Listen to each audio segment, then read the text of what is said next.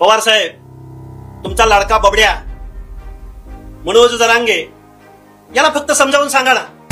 आरक्षण मिळावं. मराठ्याला ओबीसीतूनच आरक्षण पाहिजे ना, त्याच्याशिवाय दुसरं आरक्षणच घेत नाहीत आम्ही. आणि आम्हाला नको पण दुसरं. एका बाजूला मनोज जरांगे जो बेकायदा मागण्या करतोय, ओबीसी मधूनच आरक्षण मागतोय, पण त्या आरक्षणाची जी माझी समाजाची भूमिका आहे त्याच्यावर आम्ही ठाम आहे. एका बाजूला मनोज जरांगेंना फ्युएल पुरवायचं, रसद पुरवायची आणि दुसऱ्या बाजूला मंडल यात्रा काढायची. हा दोगलापणा आहे, दोगलापणा. मनोज जरांगेंना रेड कार्पेट घालून भेटायला जात होते ज्या मराठवाड्यातल्या 5 खासदारांनी, ज्या मनोज जरांगेंना लेखी पाठिंबा दिला, त्यावेळी यांना ओबीसी बद्दल एक शब्द बोलावं असं वाटलं नाही. 2 दिवसापूर्वी या महाराष्ट्राचे मुख्यमंत्री देवेंद्र फडणवीस साहेबांनी सांगितलं की ओबीसीच्या बाबतीमध्ये मी तत्पर आहे, ओबीसीला मी निधी कमी पडू देणार नाही. वेगवेगळ्या राजकीय पक्षांना लागली त्या दिवसापासून या महाराष्ट्रातले मेन महत्वाचे पक्ष, त्या पक्षांचे नेते यांना ऊर दाटून आलेला आहे. आणि तो असा ऊर दाटून आलेला आहे, आज एक मंडल यात्रा नागपूरमधून सुरू झाली आणि 2-3 दिवसापूर्वी एक ओबीसीचं आणि तिथं मुख्यमंत्र्यांना पण कंठ दाटून आला होता. आणि हा कंठ ओबीसीच्या बाजूनं दाटून आलेला होता सत्तेमधल्या नेत्यांना. आणि आज कंठ दाटून आलेला होता, आज ज्यांनी मंडल यात्रा ज्या नागपूरमधून सुरू केली त्यांच्या बाबतीमध्ये मी एका वाक्यात सांगेन, अघटित घडली वार्ता आणि कोलं गेलं तीर्था. अघटित घडली वार्ता आणि कोले गेले तीर्था यांचा आणि ओबीसी रिझर्वेशनचा कुठलाही काहीही संबंध नाही. मंडल यात्रा ज्यांच्या नावानं यांनी ही यात्रा जाहीर केली, तो मंडल आयोग कशासाठी होता, तो मंडल आयोग कुणी निर्माण केला होता, त्या मंडल आयोगाचा ओबीसी भटक्या विमुक्त जाती जमातीच्या संदर्भातला सामाजिक न्याय ज्यांनी ही आज मंडल यात्रा जाहीर केली त्या नेतृत्वानं कधी तो सामाजिक न्याय समजून घेतला का आणि त्याच्यावरती काम करण्याचा प्रयत्न केला का, या प्रश्नाची उत्तरं आम्हा ओबीसी बांधवांना मिळाली पाहिजेत. मी आता नावं घेऊन 2 दिवसापूर्वी या महाराष्ट्राचे मुख्यमंत्री देवेंद्र फडणवीस साहेबांनी सांगितलं की ओबीसीच्या बाबतीमध्ये मी तत्पर आहे, ओबीसीला मी निधी कमी पडू देणार नाही. पण सत्तेवर आल्यानंतर मात्र त्यांच्याकडून तसं कुठलीही कृती घडलेली दिसून येत नाही. आणि शरदचंद्रजी पवार यांच्या नेतृत्वाखाली आज मंडल यात्रा सुरू झाली. त्या मंडल यात्रेचा हेतू काय, उद्देश काय, ज्या शरदचंद्रजी पवारांनी मंडळांच्या नावानं त्यांच्या पक्षातर्फे यात्रा जाहीर केली त्या शरदचंद्रजी पवारांना, रोहित पवारांना, राजेश टोपेंना, त्यांच्या शीर्षस्थ नेत्यांना माझं सांगणं आहे, बरं झालं आज तुम्ही ओबीसीची, तुम्हाला निवडणुका ओबीसीची कणव आलेली. पवार साहेब, तुमचा लाडका बबड्या मनोज जरांगे याला फक्त समजावून सांगा ना, कशाला तुम्हाला मंडल यात्रा काढावी लागेल, कशाला तुम्हाला सत्तेतून बेदखल व्हावं लागेल. एका बाजूला मनोज जरांगे जो बेकायदा मागण्या करतोय, ओबीसी मधूनच आरक्षण मागतोय, अलीकडच्या कालावधीमध्ये लाखो कुणब्यांचे सर्टिफिकेट गावोगाव काढले गेलेले आहेत. गावागावातल्या ओबीसींचे आम्हाला फोन येत आहेत, सरपंच पद ओबीसीसाठी सुटलंय पण गावात सगळ्यांनीच ओबीसी सर्टिफिकेट काढलंय. माननीय शरदचंद्रजी पवार साहेब, माननीय रोहित पवार साहेब, तुमच्या पक्षाची जर मंडल यात्रा निघत असेल तर त्या मंडल यात्रा फक्त मनोज जरांगेंना, आपल्या बबड्याला तुम्ही समजावून सांगा की हे ओबीसींचं आरक्षण आहे, हे बलुत्या आलुत्याचं आरक्षण आहे, हे भटक्या विमुक्तांचं आरक्षण आहे, हे शोषित वंचितांचं आरक्षण आहे. आरक्षण म्हणजे प्रतिनिधित्वाचा कायदा आहे, आरक्षण म्हणजे गरिबी हटावचा प्रोग्राम नाही, आरक्षण म्हणजे नोकरीचा प्रोग्राम नाही, आरक्षण म्हणजे नोकऱ्यामध्ये शिक्षणामध्ये ऍडमिशनचा प्रोग्राम नाही. आरक्षण म्हणजे प्रतिनिधित्वाचा कायदा आहे. आणि गेल्या शेकडो वर्षाच्या कालावधीमध्ये ज्या बलुत्या अलुत्यावरती सोशल डिस्क्रिमिनेशन झालंय त्यांच्यासाठी मंडल आयोग आहे. ज्या शरदचंद्रजी पवारांनी आपल्या फॅमिलीच्या बाहेर इथली राजसत्ता कधी जाऊ दिली नाही, त्यांना मंडल यात्रा काढण्याचा कोणता नैतिक अधिकार आहे, याचं उत्तर आम्हाला मिळालेलं नाही. ज्या भारतीय जनता पार्टीनं स्वतःला आपला डीएनए ओबीसीचा म्हटलं, त्या भारतीय जनता पार्टीच्या सरकारनं मात्र महाज्योतीला आज रोजी निधी नाकारलेला आहे, महाज्योतीला आज रोजी कार्यालय नाकारलेलं आहे. महाज्योतीच्या मुलांना, मग ती एमपीएससी करणारी मुलं असोत, यूपीएससी करणारी मुलं असोत, पीएचडीचा स्टायपंड घेणारी मुलं असोत, या लोकांना गव्हर्नमेंट रिझोल्युशन असताना जो न्याय सारथीला, जो न्याय भारतीला, जो न्याय तारथीला, तोच न्याय महाज्योतीला असताना महाज्योतीच्या मुलांना मात्र निधी नाकारलेला आहे.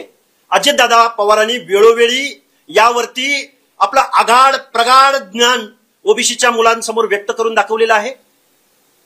मुख्यमंत्री महोदय, तुम्ही निवडणुकांना सामोरं जात असताना 20 ओबीसींची महामंडळं वेगवेगळ्या जातींची जाहीर केली. त्या महामंडळांना एकही अध्यक्ष आज पावेतो तुम्हाला मिळालेला नाही. आणि कसा तुमचा ओबीसीचा डीएनए? तुम्ही आजही ओबीसीच्या मुलांना स्टायपंड देत नाही, स्कॉलरशिप देत नाही, वसतिगृह देत नाही, सारथीची इमारत होत नाही, सारथीला निधी मिळत नाही. मुख्यमंत्री महोदय, कसा तुमचा ओबीसी डीएनए आहे? याचं उत्तर आम्हाला मिळालं पाहिजे. शरदचंद्रजी पवार असोत की देवेंद्र फडणवीस असोत, की 8-10 दिवसापूर्वी काँग्रेसचे नेते राहुलजी गांधी यांनी दिल्लीत ओबीसी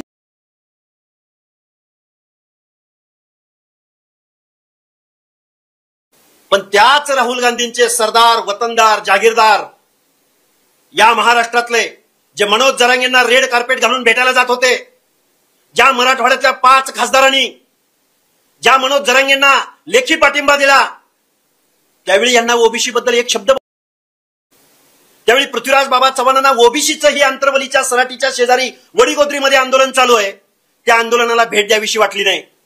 राहुल गांधींना माझं सांगणं आहे, जोपर्यंत तुम्ही महाराष्ट्राची काँग्रेस या वतनदारांच्या हातून काढून या महाराष्ट्रातल्या सर्वसामान्य माणसांच्या हातात देणार नाही, तोपर्यंत तुम्हाला महाराष्ट्रामध्ये कुठल्याही पद्धतीचं समर्थन भेटणार नाही.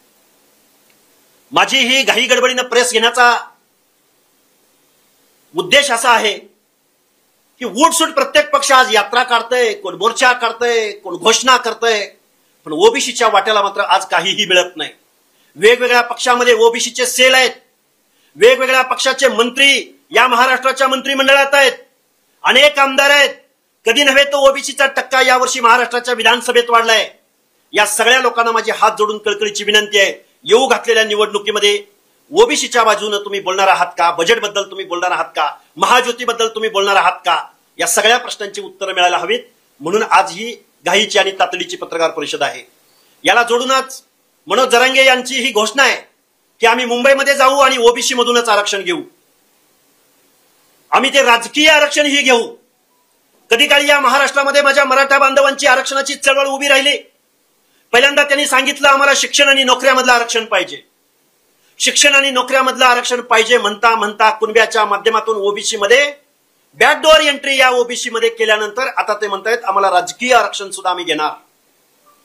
या महाराष्ट्रातल्या सगळ्या ओबीसी बांधवांना माझं आव्हान आहे, जर हा आपला शासनकर्ती जमात असलेला महाराष्ट्राच्या गावगाड्यामध्ये निर्णय प्रक्रियेमध्ये फ्रंटला असणारा मराठा बांधव जर सामाजिक न्यायाच्या प्रतीक्षेमध्ये असणाऱ्या ओबीसी मध्ये सामील झाला, देवेंद्र फडणवीस साहेब, राहुल गांधी साहेब, त्याचबरोबर शरदचंद्रजी पवार साहेब, जर माझा जरांगे पाटलांच्या झुंडशाहीच्या माध्यमातून जर कुणब्यांची लाखो सर्टिफिकेट जर या महाराष्ट्रात वाटली गेली असतील, तर ओबीसीचं आरक्षण कसं वाचलं याचं उत्तर तुम्ही द्या. नाहीतर मंडल यात्रा काढा, नाहीतर डीएनए म्हणा, नाहीतर ओबीसीला नाकारून आम्ही चूक केली असं राहुल गांधींचं वक्तव्य असो. या सगळ्या लोकांना आमचं सांगणं आहे, बाद झालं तुम्ही शरदचंद्रजी पवार साहेब मंडल यात्रा काढताय. तुम्ही गेली कित्येक दशक तुम्ही महाराष्ट्राच्या राजकारणामध्ये सत्तेमध्ये आहात. तुम्हाला निवडणुका जिंकण्याचं व्याकरण तुम्ही आत्मसात केलं, पण गावगाड्यातल्या ओबीसीचं अंतकरण मात्र तुम्ही कधी समजून घेतलं नाही. महाराष्ट्रातल्या ओबीसींचं 18 पगड जातींचं भटक्या विमुक्त जाती जमातींचं अंतकरण जर शरदचंद्रजी पवारांनी समजून घेतलं असतं तर या महाराष्ट्राचा एकमेव नेता या देशाचा पंतप्रधान झाला असता. आम्हाला वाईट वाटतं ना. अहो, ओबीसीने कधीही तुम्हाला कारखाना मागितला नाही पवार साहेब, कधीही लोकसभेचं तिकीट नाही मागितलं, कधीही तुमच्या कुठल्या वतनदारीवरती कधी हल्लाबोल केला नाही ओबीसीने. ओबीसीने कधीही इथल्या व्यवस्थेच्या विरोधामध्ये बंड केला नाही. शोषित, वंचित, पीडित, डोंगराच्या कुशीला राहणारी, गावगाड्यामध्ये शारीरिक श्रमाचा काम करणारा ओबीसी मात्र आज देशोधडीला लागलेला दिसून येतो. आणि पंचायत राजच्या निवडणुका डोळ्यासमोर ठेवून सत्ताधारी असो की विरोधक असो, आज मात्र ओबीसीचा यांना कंठ फुटलेला आहे, कळवळा दाटलेला आहे. म्हणून तातडीची ही पत्रकार परिषद आज मी घेतलेली आहे. प्रश्न तर या महाराष्ट्रामध्ये ओबीसीची आम्ही संघर्ष यात्रा काढत आहोत. कुणाच्या कितीही यात्रा निघाल्या तर या महाराष्ट्रामध्ये ओबीसीची यात्रा एकच असेल आणि ती आमची यात्रा असेल आणि त्या यात्रेचा आम्ही सुतोवाच पुढील आठवड्यामध्ये करू. या महाराष्ट्रामधला सर्वसामान्य ओबीसी कुठल्याही पक्षाच्या ओबीसी सेलचा माणूस यामध्ये प्रतिनिधित्व अथवा नेतृत्व करायला असणार नाही. जर आलाच तर त्यांनी अगोदर त्यांच्या पक्षाला हा प्रश्न विचारावा की मनोज जरांगेंनी जी भूमिका घेतलेली आहे ती भूमिका तुम्हाला मान्य आहे का. आणि एका बाजूला मनोज जरांगेंना फ्युएल पुरवायचं, रसद पुरवायची आणि दुसऱ्या बाजूला मंडल यात्रा काढायची, हा दोगलापणा आहे, दोगलापणा. प्रश्नच नाही. आजही महाज्योतीला निधी भेटत नाही. गिरगावला आम्ही समुद्रामध्ये उड्या टाकून आंदोलन केलं. त्यानंतर महाज्योतीला पैसे मिळतील अशी आमची अपेक्षा होती, पण तो मिळालेला नाही. डीएनए ओबीसी असेल तर त्यांनी दाखवलं पाहिजे. निवडणुकीला सामोरं जात असताना इथल्या सत्ताधाऱ्यांनी 20 महामंडळांची घोषणा केलेली होती प्रत्येक जातीच्या. ते नाभिकाचं केशकल्पी असो, नागपंथी डवरी गोसावींचा असो, सोनाराचा असो, सुताराचा असो, लोहाराचा असो, 20 महामंडळांची घोषणा केलेली होती. त्या 20 महामंडळांपैकी एकाही महामंडळाचा अध्यक्ष या सत्ताधारी पक्षाला आजपर्यंत मिळालेला नाही. कसा असेल बरं डीएनए? सगळ्यांच्याच विरोधामध्ये सांगतोय आम्ही. मुख्यमंत्र्यांच्या विरोधात, राहुल गांधी विरोधात आणि शरदचंद्रजी पवार यांच्या विरोधामध्ये बोलतोय ना मी. तेच माझ्या पत्रकार परिषदेची सुरुवातच ती आहे. सगळेच अरे दादा म्हणजे काय, दादा पण तेच करतायत. त्यामुळे दादानी तर मुळात अर्थमंत्री पदावरती असताना महाज्योतीला निधी नाकारून आपली वृत्ती दाखवलेली ना. ते कारखानदारांचे नेते आहेत ते. ही ओबीसींची यात्रा असेल आणि ओबीसींच्या हक्क अधिकाराची यात्रा असेल. गेल्या 2 वर्षाच्या कालावधीमध्ये आम्ही उपोषणं केली, आंदोलनं केली. त्यावेळी शरदचंद्रजी पवारांनी आमच्या उपोषणाला भेट द्यायचे नाकारलेलं आहे. कुठला नैतिक अधिकार तुम्हाला भेटला की तुम्ही आज मंडल यात्रा नागपूरमधून काढताय आणि अर्धसत्य महाराष्ट्राला सांगू नका. या देशामध्ये मंडल आयोग लागू व्हायला 1993-94 साल उजाडावं लागलं. तुम्ही योगायोगाने महाराष्ट्राचे मुख्यमंत्री होता. तुम्ही कधीही ओबीसीचं आरक्षण मिळावं, मंडल आयोग लागू व्हावा म्हणून कुठल्याही राष्ट्रीय व्यासपीठावर शरदचंद्रजी पवार कधीही गेलेले नाहीत. मंडल आयोग लागू होण्यासाठी महामानव काशीरामजींचं योगदान आहे, अरुण कांबळेंचं योगदान आहे, बाबा आढावांचं योगदान आहे. मंडल आयोग लागू व्हावा म्हणून बबनराव ढाकणेंचं योगदान आहे, स्वर्गीय शिवाजीराव बापू शेंडगेंचं योगदान आहे, अण्णासाहेब डांगेंचं योगदान आहे, दिबा पाटलांचं योगदान आहे. मंडल आयोग लागू व्हावा म्हणून बाळासाहेब आंबेडकरांचं योगदान आहे, रामविलास पासवानांचं योगदान आहे, त्याचबरोबर शरद यादवांचं योगदान आहे, लालू प्रसाद यादवांचं योगदान आहे. तुम्ही कुठल्या व्यासपीठावर गेला होता? तुम्ही कुठल्या नैतिक आधारावर तुम्ही तीर मारताय, मंडल यात्रा काढताय? तुम्हाला कुणी अधिकार दिला मंडल यात्रा काढण्याचा? शरदचंद्रजी पवार साहेब, महाराष्ट्राला अर्ध सत्य सांगण्याच्या भानगडीत पडू नका. आणि मंडल आयोग लागू झाल्यानंतर महाराष्ट्रामध्ये तुम्ही काय केलंय? ओबीसींना काय मिळालंय या महाराष्ट्रामध्ये? या सगळ्या प्रश्नांची उत्तरं आम्हाला राष्ट्रवादीची जे कोणी मंडल यात्रा काढलेली आहे त्या सगळ्या लोकांनी आम्हाला याची उत्तरं दिली पाहिजेत. देशभरामध्ये ज्यावेळी 9 जजेसच्या खंडपीठानं मंडल आयोग देशभरामध्ये लागू करावा, हे सुप्रीम कोर्टाचं जजमेंट आहे, 9 जजेसच्या बेंचचे जजमेंट आहे. आणि देशभरामधल्या प्रत्येक स्टेटमध्ये मंडल आयोग इम्प्लिमेंट झाला. महाराष्ट्र काय वेगळा होता का? महाराष्ट्र काय 1947ला स्वातंत्र्य मिळालं, 50ला घटना अस्तित्वात आली, 60ला महाराष्ट्रामध्ये कायदेशीर आणि सर्व लोकांना एकत्रित घेऊन मंडल आयोग सदृश्य, कालेला आयोग सदृश्य काही लागू झालं होतं का? आणि त्यामध्ये शरदचंद्रजी पवारांचं काही योगदान होतं का? महाराष्ट्राला अर्धसत्य सांगू नका, खोटी माहिती सांगू नका. शरदचंद्रजी पवार हे खूप मोठे नेते आहेत. शरदचंद्रजी पवारांना माझं सांगणं आहे, डॉक्टर बाबासाहेब आंबेडकरांना 340वा कलम इम्प्लिमेंट करू दिलं नाही म्हणून त्यांनी आपल्या कायदेमंत्री पदाचा राजीनामा दिला होता. बाबासाहेबांना विरोध कुणी केला होता? त्यानंतर 340व्या कलमाची अंमलबजावणी म्हणून कालेलकर आयोग निर्माण झाला. त्या कालेलकर आयोगाचा रिपोर्ट 10-20 वर्ष भाषणात गुंडाळून कुणी ठेवला? मोरारजीभाई देसाई या पंतप्रधानांनी बिंदेश्वरी प्रसाद मंडळ म्हणजेच बीपी मंडळ या बिहारच्या मुख्यमंत्र्यांच्या अध्यक्षतेखाली बीपी मंडळ आयोग 1978-79 ला नेमला. 2 वर्षात त्याचा रिपोर्ट आला. तो मंडळ आयोग लागू होण्यासाठी 1990 साल उजाडावं लागलं. त्यावेळी शरदचंद्रजी पवार कुठे होते? त्यावेळी शरदचंद्रजी पवारांचा पक्ष कुठे होता? त्यावेळी यशवंतराव चव्हाण कुठे होते? या प्रश्नांची उत्तर आम्हा ओबीसी बांधवांना पाहिजेत. भाजपनं मंडळ आयोगाला विरोध केला, काँग्रेसनं मंडळ आयोगाला विरोध केला. फक्त विश्वनाथ प्रताप सिंग यांना सोडलं तर या भारतवर्षामध्ये विश्वनाथ प्रताप सिंग, काँग्रेसमधले स्वर्गीय अर्जुन सिंग या माणसांचा अपवाद सोडला. आणि डाव्या विचारसरणीमधल्या काही लोकांचा, महाराष्ट्रामध्ये कधीही जातीपातीचं राजकारण न करणाऱ्या कम्युनिस्ट पक्षानं सुद्धा मंडल आयोग इम्प्लिमेंट व्हावा म्हणून या महाराष्ट्रामध्ये आंदोलन उभं केलंय. पण शरदचंद्रजी पवार ना आग्रही राहिले, ना कधी पुढे आले, ना कधी कुठल्या एखाद्या व्यासपीठावर शरदचंद्रजी पवार गेले. तसं काही असेल तर मी आजचं सगळं वक्तव्य मागे घ्यायला तयार आहे. मंडल आयोग या देशभरामध्ये लागू झाल्यानंतर नॉर्थमध्ये एका ओबीसीची सत्ता गेली की दुसऱ्या ओबीसीची सत्ता येते. मंडल आयोग या देशभरामध्ये लागू झाल्यानंतर साऊथमध्ये एका ओबीसीची सत्ता गेली की दुसऱ्या ओबीसीची सत्ता येते. पण मंडल आयोग लागू झाल्यानंतर फुले शाहू आंबेडकरांच्या या महाराष्ट्रामध्ये एक 5-50 घराणे आहेत. भाजपची सत्ता गेली की तेच मंत्रिमंडळात असतात, काँग्रेस राष्ट्रवादीची सत्ता आली की तेच मंत्रिमंडळात असतात. ओबीसी मात्र जिथल्या तिथं आहे. ओबीसीचे प्रश्न जिथल्या तिथं आहेत. ओबीसीच्या मुलांना एकही वसतिगृह मिळत नाही, ओबीसीच्या मुलांना एकही सुविधा मिळत नाही. त्यांना 1% पलीकडे आजपर्यंत महाराष्ट्राच्या बजेटरी तरतुदीमध्ये तरतूद होऊ शकलेली नाही.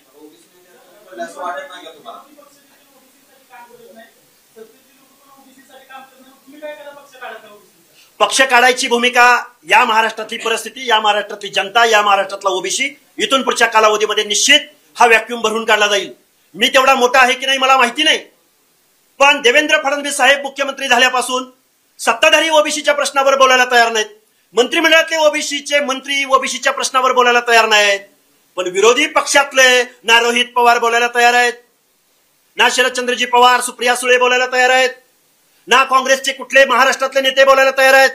अरे त्या गिरगावच्या समुद्रामध्ये आम्ही उड्या घेतल्या, अधिवेशन चालू होतं, त्याच वेळी कारखानदारांचा नेता, वतनदारांचा नेता अजितदादा पवार आजारी पडलेल्या साखर कारखान्यांना पुरवणी मागण्यामध्ये 2000 कोटी रुपयाचा निधी मंजूर करून घेत होता.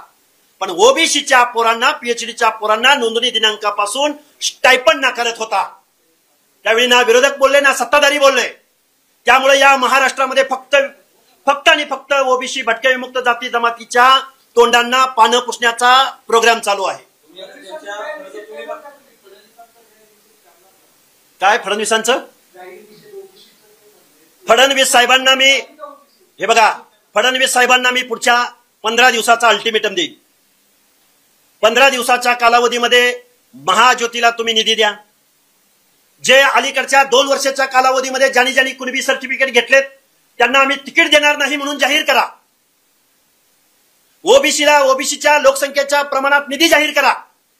सारथीची बिल्डिंग पुण्याच्या मध्यवर्ती ठिकाणी होते तर महाज्योतीची बिल्डिंग उभी राहीपर्यंत त्या सारथीच्या बिल्डिंग मधले 2 मजले सारथीला द्या. महाज्योतीच्या मुलांना स्टायपंड द्या. या गोष्टी तर या येऊ घातलेल्या 10-15 दिवसाच्या कालावधीमध्ये फडणवीस साहेबांनी महाराष्ट्राचे मुख्यमंत्री म्हणून जर जाहीर केली. ज्या पद्धतीने अजितदादा पवारांनी स्वतःच्या जातीची सारथी आणि सारथीचं पालकत्व स्वतःकडे घेतलं, 1000 कोटीचा निधी वर्ग केला. देवेंद्र फडणवीस साहेब, जर ओबीसी तुमचा डीएनए असेल तर महाज्योतीचं पालकत्व तुमच्याकडे घ्या ना. अडचण काय आहे तुम्हाला? डीएनए ओबीसीचा आहे ना तुमचा. यावर फडणवीस साहेबांनी आम्हाला येऊ घातलेल्या 10-15 दिवसाच्या कालावधीमध्ये उत्तर दिलं पाहिजे. नाहीतर ओबीसीच्या बाजूनं ओबीसी निश्चित पंचायत राजच्या निवडणुकीमध्ये आपली निर्णायक भूमिका न्यूसेन्स व्हॅल्यू इथल्या राजकारण्यांना दाखवून देईल. 15 दिवसामध्ये ओबीसीच्या हितावर महाराष्ट्राच्या मुख्यमंत्र्यांनी बोलावं. अजितदादा पवारांनी अर्थमंत्री म्हणून ज्या तत्परतेनं कारखान्यांना निधी दिला, ज्या तत्परतेनं इतर लोकांना निधी दिला, त्याच तत्परतेनं महाज्योतीला निधी देण्यात यावा. अन्यथा ओबीसी येऊ घातलेल्या निवडणुकीमध्ये ओबीसीकडे पॉकेट आहेत. ओबीसीकडे पंचायत राज, जिल्हा परिषद असो, पंचायत समिती असो, आपल्या माणसाला मतदान करण्याचा निर्णय निश्चित ओबीसी घेतील. मी आता इथं बसल्यापासून देवेंद्र फडणवीस कोणाचे आहेत? भाजपचेच आहेत ना. मी आतापर्यंत किमान 4 ते 5 वेळा त्यांना प्रश्न विचारलेले आहेत. वेळ पडली, त्यांनी नाही आमच्या मागण्या मान्य केल्या तर भाजपच्या विरोधामध्ये आम्ही निर्णय घेऊ. त्यामुळं जनता सार्वभौम आहे. महाराष्ट्रात 50%हून जास्त ओबीसी आणि भटक्या विमुक्त जाती जमाती आहेत. शरदचंद्रजी पवारांना थोड्या उशिरा का होईना पण ओबीसीच्या मताचा कुठेतरी काहीतरी झळ बसली म्हणूनच आज त्यांनी मंडल यात्रा सुरू केली ना. काय हेतोय मंडल यात्रेचा? बरं, देवेंद्र फडणवीस साहेब ज्या राष्ट्रीय ओबीसी महासंघाच्या अधिवेशनामध्ये गेले, कोणती घोषणा केली देवेंद्र फडणवीस साहेबांनी? मी ओबीसी महासंघाच्या व्यासपीठावर गेल्या कित्येक वर्षापासून जातोय म्हणून चालणार आहे का? नाही चालणार. ओबीसीच्या पोरांना ओबीसीच्या योजनांना, ओबीसीच्या महामंडळांना अध्यक्ष नेमा फडणवीस साहेब.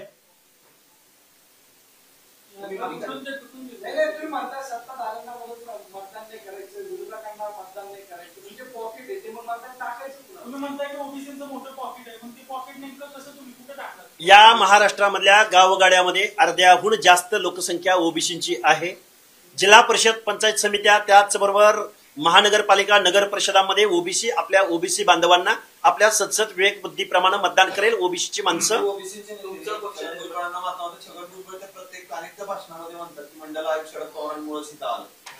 ते कसा आला त्यांनी कधीतरी पुढे येऊन सांगावं. भाषणामध्ये सांगितलं त्यांची राजकीय, हे बघा ते पक्ष, ते त्या पक्ष, असं म्हणणं नाही माझं. माझं म्हणणं एकच आहे, एकच योगायोग आहे फक्त. मंडल आयोग देशभरामध्ये लागू होत होता त्यावेळी योगायोगानं महाराष्ट्राचे मुख्यमंत्री शरदचंद्रजी पवार होते. नाही, नेते मान्य करतात तो त्यांना प्रश्न विचारा. मी छोटा कार्यकर्ता आहे. मी काय सांगतोय, मी माझं मत मांडतोय. छगन भुजबळ साहेब खरं बोलतायत का खोटं बोलतायत हा प्रश्न भुजबळ साहेबांना विचारा. मंडल आयोग देशभरामध्ये लागू होत होता त्यावेळी योगायोगानं महाराष्ट्राचे मुख्यमंत्री शरदचंद्रजी पवार होते. याच्या पलीकडं ना शरदचंद्रजी पवार कुठल्या ओबीसीच्या या व्यासपीठावर गेलेले आहेत. ज्यावेळी 9 जजेसच्या खंडपीठासमोर सुनावणी चालली, हेअरिंग चालली, त्यावेळी लालू प्रसाद वगैरे, जेठमलानी वगैरे ही सगळी मंडळी लढत होती कोर्टामध्ये. त्यावेळी शरदचंद्रजी पवार मेन स्ट्रीमच्या राजकारणात होते. त्यावेळी त्यांची काय भूमिका होती? शरदचंद्रजी पवारांनी पुढे येऊन सांगावं अथवा भुजबळ साहेबांनी पुढे येऊन सांगावं. काय हे बघा, मंडळ, हे बघा, प्रतियात्रा इथं सगळ्यांनी मंडळ यात्रा काढाव्यात, पण मंडळ आयोग कशासाठी का?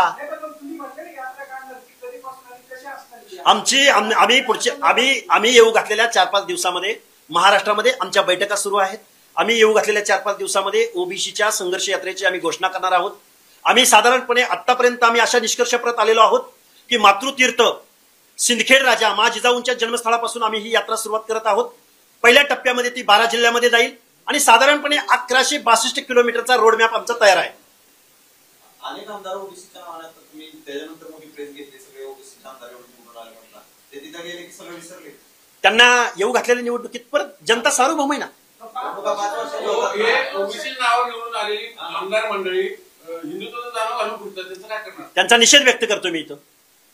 ओबीसीच्या प्रश्नावर एकही ओबीसीचा मंत्री त्यांचा निषेध व्यक्त करतोय. कार्यकर्ता मी दुसरं काय करू शकतो? जेवढे जेवढे या महाराष्ट्राच्या मंत्रिमंडळामध्ये ओबीसी मंत्री आहेत, तोंडाची कुलप बाजूला काढा, नाहीतर तुम्हाला तुमच्या मतदारसंघामध्ये ओबीसी हे प्रश्न विचारल्या वाचून राहणार नाही.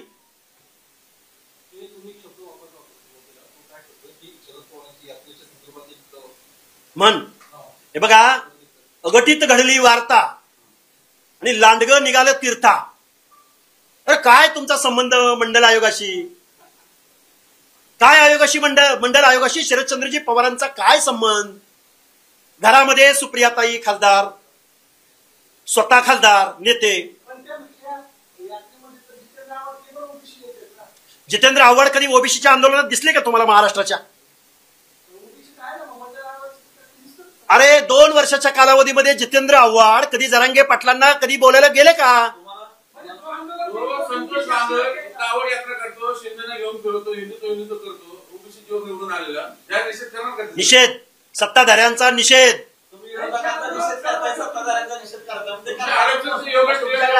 हे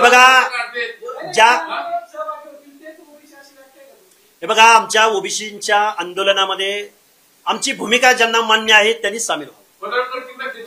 निषेध निषेध निषेध. कोण? जन्मानं नाही, असं नाही. जन्मानं ओबीसी असून चालणार नाही. ओबीसीची भूमिका घेणारा ओबीसी. ओबीसी मध्ये जन्माला आला आणि ओबीसी माणूस आहे म्हणून मंत्रिमंडळात आहे. एक तर तुम्ही समाजाचा, ओबीसीच्या मतांचा उपयोग स्वतःच्या राजकारणासाठी करून घेणार, स्वतःच्या मंत्रिमंडळातल्या पदाविषयी तुम्ही करून घेणार. लाभार्थी तुम्ही आणि लढायला आम्ही. हे चालणार नाही इथून पुढच्या कालावधीमध्ये.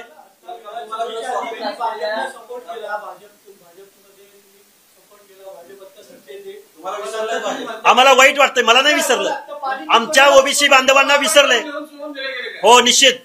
आज खूप वाईट वाटतंय की ज्या भाजपला आणि ज्या माहितीला आपण मतदान करायला सांगितलं, हो, ही जी भूमिका घेतली होती त्याचा मला आज खेद वाटतोय. याची आम्हाला आमचा शत्रू एवढा अकराळ विक्राळ समोरचा होता आणि त्यावेळी ही भूमिका घेण्यामागचं कारण असं होतं. तुमचा प्रश्न रास्तय, उत्तर देतोय. उत्तर नाही, माफी मागायचा सवाल कुठे येतोय? मी सत्तेमध्ये नाही, मी एक आंदोलक आहे.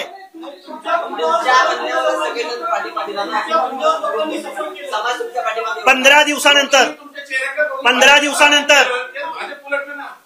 दिवसानंतर भाजपनं ह्या ज्या ओबीसीच्या आम्ही मागण्या केलेल्या आहेत त्या मान्य केल्या नाहीत, तर ओबीसी बांधवांची माफी मागून ओबीसीची चळवळ या महाराष्ट्रामध्ये भाजपच्या विरोधी, काँग्रेसच्या विरोधी, पवारांच्या विरोधी, राष्ट्रवादीच्या विरोधी, शिवसेनेच्या विरोधी, सगळ्यांच्या विरोधी नॉर्थमध्ये ओबीसीची चळवळ जी चालू आहे, साऊथमध्ये जी ओबीसीची चळवळ चालू आहे, ती नव्याने या महाराष्ट्रामध्ये ओबीसीची चळवळ उभी राहील. भाजप वगैरे आमचा डीएनए, जर आमचे प्रश्न येऊ घातलेल्या 15 दिवसात जर हे प्रश्न नाही मंजूर केले, कोण फडणवीस, कुठली भाजपा आणि कुठले ओबीसीचे मंत्री, आम्ही त्यांना देणं घेणं लागत नाही. हे ओबीसीचे मंत्री जर बोलणार नसतील तर त्यांना त्यांच्या मतदारसंघात त्यांच्या घरासमोर जाऊन आम्ही त्यांना त्यांचा जाब विचारू. या सत्ताधारी पक्षाला फक्त 15 दिवसाचा अल्टिमेटम. निर्णय चुकला नाही, 15 दिवसाची वेळ आम्ही सत्ताधाऱ्यांना देतोय. ठीक आहे ना? नाही झाल्या तर भाजप विरोधी आम्ही भूमिका घेऊ. आज शरदचंद्रजी पवारांच्या विरोधात अजितदादा पवार सत्तेतच आहेत ना. गेल्या महिन्याभरापासून आम्ही अजितदादा पवारांच्या विरोधात बोलतोय की जे अर्थमंत्री आहेत, ज्यांच्याकडे वित्त व नियोजन खातं आहे, ते सारथीला एक न्याय देतात आणि महाज्योतीला एक न्याय देतात. या आंदोलनानंतर, हे सरकार निर्माण झाल्यानंतर मी ओबीसी बहुजन कल्याण मंत्र्यांना भेटलोय, अनेक ओबीसीच्या मंत्र्यांना भेटलोय, महाराष्ट्राच्या मुख्यमंत्र्यांना भेटायचा प्रयत्न केलाय, पण महाराष्ट्राच्या मुख्यमंत्र्यांनी आजपर्यंत मला भेटीचा वेळ दिलेला नाही. 15 दिवसानंतर मी हे चुकलं का नाही चुकलं ते मी सांगेन तुम्हाला.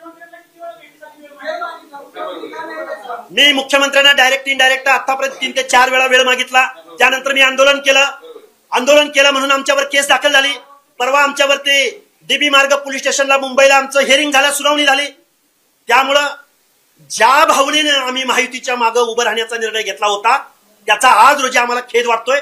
15 दिवसानंतर मात्र या सत्ताधारी वर्गाने जर ओबीसीच्या मागण्या मान्य नाही केल्या तर आम्ही या सत्ताधारी वर्गाचा निषेध व्यक्त करू आणि महाराष्ट्रामध्ये ओबीसीची जनजागरण यात्रा काढू. निश्चित टाळतायत अशी माझी आज रोजीची भावना आहे. ते त्यांनाच विचारा, मी नाही सांगू शकणार.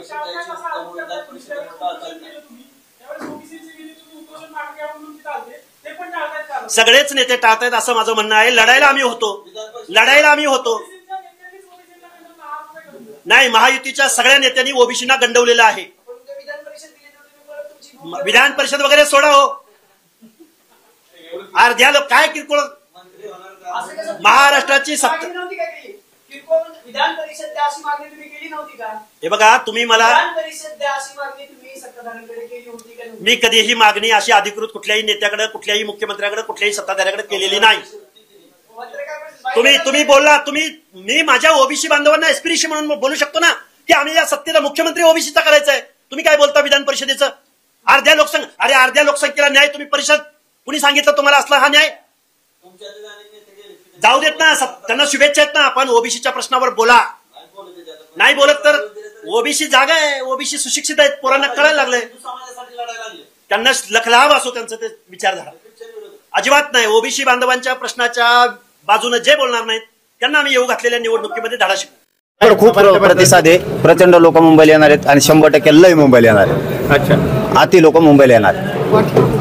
मराठा बांधवांची प्रतिक्रिया काय ऐकायला मिळत आहेत? आरक्षण ओबीसी मधूनच आरक्षण मिळावं. मराठ्याला ओबीसीतूनच आरक्षण पाहिजे ना, त्याच्याशिवाय दुसरं आरक्षणच घेत नाहीत आम्ही, आणि आम्हाला नको पण दुसरं. बरं, पुढील आंदोलनाची दिशा कशी असेल? 29 ऑगस्टला चलो मुंबई. बरं, काही दिवसांवर स्थानिक स्वराज्य संस्थांच्या निवडणुका ज्या आहेत येऊन ठेपलेल्या आहेत. लोकसभेला तुम्ही काल परवा म्हणला की मोठा फटका बसला होता मराठा आरक्षणाला. येणाऱ्या निवडणुकांमध्ये काही निर्णय घेणार आहेत किंवा मराठा समाज? नाही, ती समाजाची भूमिका समाज ठरवतो. मी असं कधी आक्रस्ताळेपणा करत नाहीये. समाजाला जे वाटतं त्या पद्धतीनं समाज निर्णय घेतो, पण आरक्षणाची जी माझी आणि समाजाची भूमिका आहे त्याच्यावर आम्ही ठाम आहे. काल परवा राहुल गांधींनी पत्रकार परिषद घेतली आणि त्यांनी असं म्हणले की पुराव्यासहित दाखवले की मतदानाची चोरी कुठेतरी झाली. लोकसभा निवडणूक ते विधानसभा निवडणुकी दरम्यान कोटी ते आपला प्रश्न नाही ना, दुसरं विचारा ना, ते आपला प्रश्न आहे कुठे. दिल्लीत काय जायचं आज राखी पौर्णिमा आहे. अनेक मराठा भगिनींनी तुम्हाला राखी बांधलाय. संध्याकाळी सगळ्या महाराष्ट्रातल्या बांधायला येणार आहे. सगळ्या महाराष्ट्रातल्या ताईंचे मनापासून खूप खूप त्यांना रक्षाबंधनाच्या शुभेच्छा देतो. सगळ्या बांधवांनाही रक्षाबंधनाच्या खूप खूप शुभेच्छा देतो. मलाही सकाळी कळालं की मुंडे ताईन ते येणार आहेत म्हणूनच आम्ही आता नगरकडे निघालोय. कारण इकडंच इतका वेळ गेला रायरेश्वरावरती वाड्यावरती, कारण इथला 12चा टाईम आम्हाला तिकडे 4 वाजून बसले, त्यामुळे इकडंच लय वेळ गेला. आता आम्ही निघतोय, लांबचा प्रवास आहे, आम्हाला 10 वाजणार. नाही ते सांगणार ना सरकारला, जी त्यांचा आराखडा आहे त्या पद्धतीनं सगळं सांगणार. आणि महादेव मुंडे हत्या प्रकरण आणि संतोष देशमुख हत्या प्रकरणात न्याय मिळतोय का काय सध्या? नाही बघा, आपलं काम होतं ते आपण केलेलं आहे. त्या ताईने आपल्याला मागणी केली होती की मला माझ्या 3 मागण्या आहेत, मला मुख्यमंत्र्याला भेटून माझं म्हणणं मांडायचं आहे, माझं घरानं त्यांना सांगायचं आहे. आणि दुसरं त्यांचं म्हणणं होतं की मला SITच पाहिजे. आणि तिसरं म्हणणं होतं की पंकज कुमावत IPS तेच अधिकारी पाहिजे. आपण 6 दिवसाच्या 3ही कामं त्यांच्या करून दिले. आरोपी पकडणं आपल्या हातात नाही. आता आपण जे ताईने मागणी केली होती त्याला ठामपणानं केली, कुठं बेगडेपणा आपण केलेला नाही. किंवा मग नुसतं आहे संघ म्हणून संघ गेलो असतो, आहे संघ म्हणून आपण गेलो असतो, 100% गेलो असतो आपण. परंतु आपल्या जातीवादाचं रक्तच नाही आहे, आपण जातीवाद करतो असं आम्ही वागतच नाही. त्यामुळे त्या ताईला आम्ही जातीच्या पलीकडे जाऊन, ती बीड जिल्ह्याची एक लेख आहे, एक बहीण आहे म्हणून आम्ही तिने हाक दिली आणि तिला न्याय द्यायचं 100% काम केलं. इकडे खूप प्रतिसाद आहे, प्रचंड लोक मुंबईला येणार आहेत आणि 100% लय मुंबईला येणार आहेत. अच्छा, अति लोक मुंबईला येणार. मराठा बांधवांच्या प्रतिक्रिया काय ऐकायला मिळत आहेत? आरक्षणावरून OBC मधूनच आरक्षण मिळावं. मराठ्याला OBCतूनच आरक्षण पाहिजे ना, त्याच्याशिवाय दुसरं आरक्षणच घेत नाहीत आम्ही. आणि आम्हाला नको पण दुसरं. बरं, पुढील आंदोलनाची दिशा कशी असणार? 29 ऑगस्टला चलो मुंबई. राष्ट्रवादी काँग्रेस पक्षाच्या वतीने राज्यात मंडल यात्रा काढण्यात येत आहे. क्रांती दिनाचे औचित्य साधून 9 ऑगस्ट पासून या यात्रेला सुरुवात झाली आहे. शरद पवार यांनी नागपूरमध्ये हिरवा झेंडा दाखवून राष्ट्रवादीच्या मंडल यात्रेची सुरुवात केली. दरम्यान शरद पवार यांनी काढलेल्या मंडल यात्रेवर OBC नेते लक्ष्मण हाके यांनी जोरदार टीका केली आहे. अघटित वार्ता आणि कोले गेले तीर्था असं म्हणत लक्ष्मण हाके यांनी शरद पवार यांच्यावर निशाणा साधलाय. शरदचंद्र पवार साहेबांनी आता OBCंची झूल पांघरली आहे. नागपूरमधून मंडल यात्रा सुरू केली आहे. इच्छाधारी नागाप्रमाणे भूमिका बदलण्यात शरद पवार पटाईत आहेत. मनोज जरांगेंना मांडीवर घेऊन गोंजारवाने पवार अचानक OBCंची बाजू घेण्याच्या तयारीत आहेत. या यात्रेच्या माध्यमातून ते OBCंचा विषय हाताळण्याचा प्रयत्न करत असल्याचं आता बोललं जात आहे. पवारांची ही यात्रा म्हणजे जखम मांडीला आणि मलम दुसरीकडे कुठेतरी अशी परिस्थिती आहे. ही म्हण वापरण्याचं कारण म्हणजे OBCंना देशोधडीला लावणारा माणूस आज यात्रा काढतोय. आमची मागणी साधी आहे. OBC भटके विमुक्त मायक्रो OBCंसाठीच्या 20 महामंडळांना प्रत्येकी 500 कोटी निधी, महाज्योतीच्या इमारतीसाठी 2000 कोटींचा निधी, विद्यार्थ्यांच्या वसतिगृहांसाठी मोक्याची जागा मिळावी.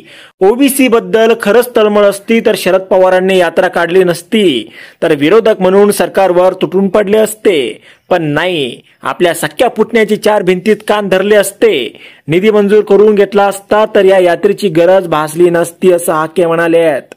तर शरद पवार जे बोलतात त्याच्या उलट करतात ही त्यांची ख्याती आहे. म्हणजे पवारांनी OBCंसाठी मोर्चा काढला याचा उलट अर्थ म्हणजे त्यांना जरांगेंना मदत करायची आहे. ती कशी? कारण जरांगे 29 ऑगस्टला मुंबईला मोर्चा काढत आहेत. त्यांच्या विरोधात OBCंनी एक दिलानं ताकद दाखवून नये, OBC मध्ये फूट पडावी, जरांगेचा मोर्चा यशस्वी व्हावा यासाठी शरद पवारांनी ही यात्रा काढली आहे का? हा मोर्चा काढावा म्हणून कोणता OBC नेता त्यांच्या दारात गेला होता का? याचं उत्तर शरद पवारांनी दिलंच पाहिजे. असे प्रश्न सुद्धा लक्ष्मण हाके यांनी शरद पवारांना विचारले आहेत. दरम्यान शरद पवार अँटी OBCच आहे. पक्ष फुटल्यानंतर शरद पवारांनी आपल्या सभा OBC नेत्यांच्याच मतदारसंघात घेतल्या होत्या. OBCंसाठीच्या योजना महामंडळ त्यांनीच बंद पाडली आहेत. OBCंसाठी स्वतंत्र महामंडळ देण्याची युतीची परंपरा पवारांनी खोडून काढली आहे. स्वतःच्या कुटुंब, भावकीचं, पाहुण्यांचं राजकारण टिकवण्यासाठी OBC राजकारणाला संपवण्याचं काम पवारांनी केलंय. ही काळ्या दगडावरची पांढरी रेघ आहे. शरद पवारांचं आजवरचं राजकारण फोडा आणि राज्य करा असंच आहे. OBC मध्ये फूट पाडून लाडक्या जरांगेचा हट्ट पुरवायचा आहे. हे न समजण्या इतका OBC दूधखोळा नाहीये. येत्या निवडणुकीत शरद पवारांच्या फुटीतरवादीचा राजकारणाला कायमचा पूर्णविराम लावण्याचं काम इथला जातीवंत OBC करेल हे नक्की असं हाके म्हणाले आहेत. त्यामुळे पवारांवर नेहमीच हात माकड करणारे लक्ष्मण हाके यांनी आता राष्ट्रवादीच्या मंडल यात्रेवर सुद्धा टीका केल्याने नवा वाद पेटण्याची शक्यता आहे. आता यावर तुम्हाला काय वाटतं, तुमचं मत कमेंट बॉक्समध्ये लिहायला अजिबात विसरू नका. व्हिडिओ आवडला असेल तर जास्तीत जास्त शेअर करा आणि आतापर्यंत मराठी जनता आपण आपल्या या चॅनलला सबस्क्राईब जर केलेलं नसेल तर चॅनलला सबस्क्राईब करा. लोकसभेला मनोज जरांगेंनी घेतलेल्या भूमिकेमुळे महायुतीला चांगलाच फटका बसला होता, तर विधानसभेला मात्र तितकासा प्रभाव दिसला नाही. आरक्षणाचा लढा जरांगे पाटील यांनी सुरू केला आहे, त्यामुळे स्थानिक स्वराज्य संस्थांच्या निवडणुकांमध्ये ते काय भूमिका घेणार याकडे लक्ष लागलेलं असतानाच जरांगे पाटील यांनीच भूमिका स्पष्ट केली आहे. स्वराज्य संस्थांच्या निवडणुकीमध्ये काय भूमिका असणार याबाबत प्रश्न विचारला असता मनोज जरांगे पाटील म्हणाले की स्थानिक स्वराज्य संस्थांच्या निवडणुकांच्या बाबतीला निर्णय समाज घेईल, मी याबाबत भूमिका घेण्याचा अक्रस्ताळेपणा करणार नाही. समाजाला जो निर्णय वाटेल तो समाज घेईल, फक्त आरक्षणाच्या मुद्द्यांवर आम्ही ठाम आहोत, असं यावेळी मनोज जरांगे पाटील म्हणाले आहेत. मराठा आरक्षणासाठी जो आंदोलनाचा लढा आम्ही उभारण्याचा निर्णय घेतला आहे त्या दृष्टिकोनातून आजचा पुणे जिल्ह्यातील भोर तालुक्यातील दौऱ्याला प्रचंड प्रतिसाद आहे. आरक्षणाच्या लढ्यासाठी मोठ्या संख्येने मराठा बांधव मुंबईला येणार आहेत असं ते म्हणाले आहेत. आज मनोज जरांगे पाटील हे भोर तालुक्याच्या दौऱ्यावर होते. यावेळी त्यांनी रायरेश्वर किल्ल्याला भेट दिली, त्यानंतर ते माध्यमांशी बोलत होते. यावेळी आगामी काळात मराठा आरक्षणासाठी लढा तीव्र करणार असल्याची भूमिका मनोज जरांगे पाटलांनी मांडली आहे. मराठ्यांना ओबीसी मधूनच आरक्षण पाहिजे, त्याशिवाय दुसरं आरक्षण आम्ही घेणार नाही. 29 ऑगस्टला चलो मुंबईच्या निर्णयावर आम्ही ठाम असल्याचंही मनोज जरांगे पाटील म्हणाले आहेत. मराठा समाजाला ओबीसी प्रवर्गातून आरक्षण मिळावे यासाठी मनोज जरांगे पाटील यांनी पुन्हा एकदा आक्रमक भूमिका घेत आंदोलनाची घोषणा केली आहे. 29 ऑगस्ट रोजी मुंबईतील आझाद मैदान आणि मंत्रालयावर मोर्चा नेण्यात येणार असल्याचंही त्यांनी स्पष्ट केलंय. हा मोर्चा 27 ऑगस्ट रोजी सकाळी 10 वाजता अंतरवाली सराटीतून सुरू होणार असून 3 दिवसानंतर मुंबईत आझाद मैदान व शासन दरबारी अर्थात मंत्रालयावर मराठा समाजाचा आवाज पुन्हा एकदा बुलंद होणार आहे.